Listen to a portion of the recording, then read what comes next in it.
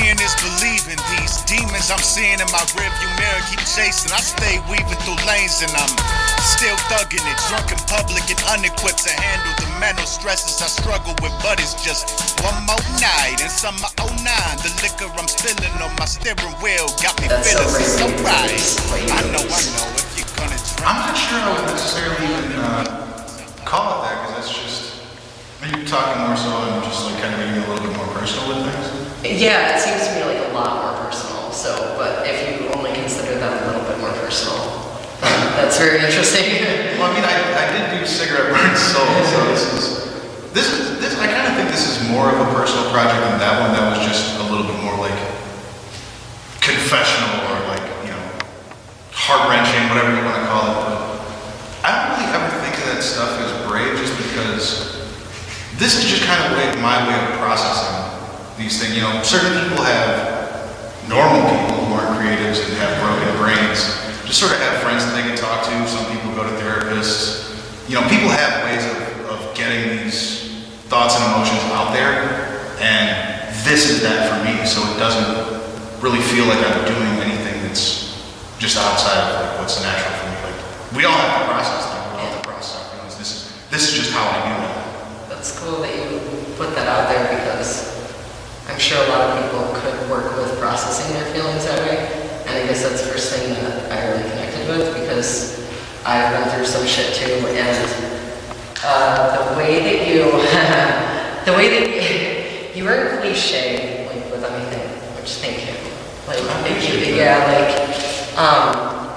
Like the entire song really felt the feeling of the moment and the vignette of it all. And I like that instead of us having to create a map of our life, we can just look at emotions that we commonly feel and how they apply to a situation that really affected us. And that's what I feel like you were doing. Like track 4, I can't remember the name of it. Track 4 was Summer '09. Yeah, but Summer '09. With the Monday cover. Yeah, I checked it out on SoundCloud earlier. I listened to it a couple times through, both times my reaction to that and the album was just fuck, you know? And it's like, it's because you're going through something that's so incredibly severe, but your attitude towards it is in a very like good-spirited fashion of, yeah, fuck the world, I'll take on the world myself. And it felt like that, but at least to me, at least the way that I felt it, and with the sample that was used, or just the beat, the way the beat was just, it had a very like carefree is the best way that I could describe it. I would imagine the song was called Carefree, because you're saying that you don't care if you live or die, and you're saying that you're getting fucked up and getting behind the wheel and shit, but like you're taking it on and like yeah, okay, it's me taking on the night. Well, I kind of like, I've always more so been drawn to artists who are able to, portray a sort of a more stark reality like that. Yeah, but, yeah, very stark. But not in such an earnest way, like, you know, please feel sad for me, I'm really serious, but I always prefer, I'm able to listen to those kind of things in much larger doses if there's some sort of level of detachment or some level of irony, to where it's like, okay, here's this filter so that I can give you this in a way that's not so draining to listen to. Yeah. Let me put that filter on there. And as well, you know, Summer '09 is a very literal title. There's a real remove, you know, there's some distance and some perspective on that period of my life, so I was able to come back to it without it being as raw. Yeah. So it's a little bit easier to not be so emotionally invested in, fuck man, everything's just collapsing and I got a vent. Like, no, this is just something I just kind of felt compelled to speak on. Yeah, it feels that way, it shows. And it shows in a positive way for the way that I personally process stuff too. That even though stuff was fucked up, and I can still appreciate what I got out of that, even if I was looking at myself in an ironic, fucked up sense. And that's why I like that you didn't do the cliches. You came right out like, when I hear somebody do a cliche, me personally, I'm a critic, but me personally, when I hear people mess with cliches too much, it's almost like taking off a layer of responsibility. But you can still, because it's like hiding behind a phrase that already exists instead of like really painting your own personal, like, emotional picture into it. And I feel like you did that emotionally too, like painting a picture with an honest, with a vibe of that you've learned something from it, is when you were doing the singer-songwriter stuff, that to me felt like the people who you vibed with and listened to and got that creative flow with, like you gave a couple nods to that, like it wasn't corny.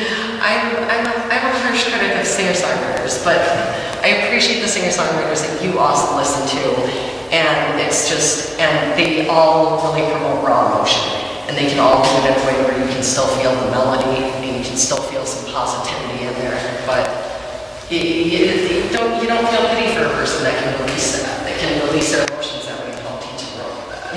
Yeah, because as an artist, that's not why I got into this, and that's not why I do this. I don't want people to feel sad for me. Yeah. Or, I don't want to give people grief porn or anything like that is sadly very much in fashion right now.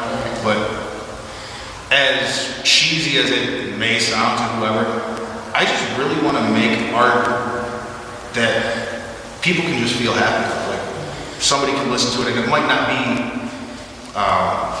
a piece that's happy in itself or dealing with happy subject matter, but like, this is a beautiful piece of art that I've just gotten to experience in my life is a little bit richer. I just kind of want to make people happy when they listen to my stuff.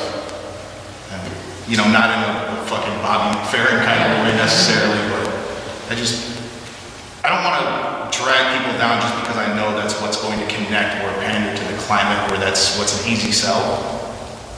Yeah, it shows that you're shy in the same way that somebody who's like ego is shy. Like the name of the album, the name of the tracks, nobody would have any idea what they're getting into. Like you're being so open and honest and personal, but you're still saying like, this isn't about me. This is about the feeling.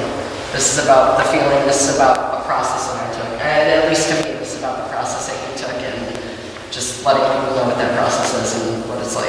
Yeah, well, I think that's something I've learned something I've learned over the course of just being a musician and putting art out there is that the audience most times looks at things as a mirror. So they're not listening to your song to hear what your story is. They're listening to see what part of their story they can see. Like your reflections in a screen. Yeah. With digital. So I guess part of it is just like, I'm wanting to capture a feeling that people can relate to. And just kind of doing something a little bit more evocative and artsy and fucking pretentious, because that's me all over. I like the aesthetic that you threw in. Yeah, I dig it, so. Thanks for releasing that. thanks for letting me check it out. Yeah. I definitely appreciate you taking the time to listen. It feels like it's it kind of feels like it's like an introduction to you. It doesn't feel like this is something that you're releasing, like, it feels like a salad. Maybe not salad days, like you're reflecting on salad days, and like, this is kind of you saying, this is what I've learned, now check out what's to come. Like, you're finding a path to, a better place, and I think that a lot of people agree that that's the way that you've gone through that path is a similar path that they've taken, and would be excited to see what you learn next. Well, that was definitely a huge theme on the album. I don't really go into albums or projects most of the time with a set theme in mind. I just kind of write, and then I realized what I was writing about a little bit later. And looking back on this project, a lot of it really is just kind of about memory, looking back on the passage of time, and kind of how memories change, and the feelings that we keep from certain areas or periods in our life, that because our memory is so subjective and such an undeniable thing, we have these feelings and we have this image of what's truth to us, which may not necessarily line up with the facts of what actually the Impressionist part of the title came in because that whole school, the main thing about it was, we're not trying to be photorealistic, we're not trying to capture what this thing looks like. I'm not trying to do super precise line work. I want to show you what this feels like, not what it actually looks like when you see it in the I felt the movement of it. Yeah, for sure. Sorry I interrupted you. Please. No. Yeah, that was really what this was about, just because Impressionism is my favorite school of art, and I'm by no means schooled on art. We've all heard the phrase, I don't know art, but I know what I like. That is definitely the school that I like. I just fucking love those guys. And that school of art always really resonated with my style of songwriting. In terms, there's been certain things where I'll get inspired to write a song about maybe an event that happened in my life, or a movie that I've seen, or something.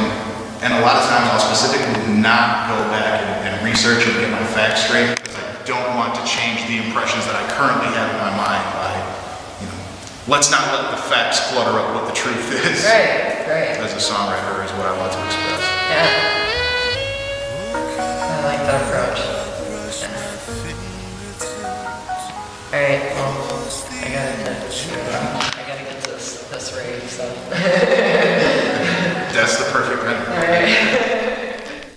Live and direct from the ghost town I once lived in, with the vision behind my eyelids vibrant and vivid. Walk my old street, remember the days I stayed there. Most everyone moved away, now it's empty lots and vacant trailers. As the snow gently falls in the night air, I'm alone with memories in the bottle I hold by my side here. Raise a toast to those among us who get blowed out of our skulls as I self-slumlord and master, sending my head an eviction notice. Hoping the bottle I'm drinking makes all of my thinking dissipate. But however much the words get blurred on the page, the image stays of house parties every night, drink till we black out. Next morning, Chinese takeout, bring it back to the house. Set up in the front yard at the picnic table, couple brews to start the day, good conversation to blaze to. Folks stop as they pass by with the gossip from last night. Old girl slept with so-and-so, and son got caught with a fast right. Mans come through like, yo, you should have seen it happen. He jawed him in the kitchen, dog. I was dying laughing. You know how bro get.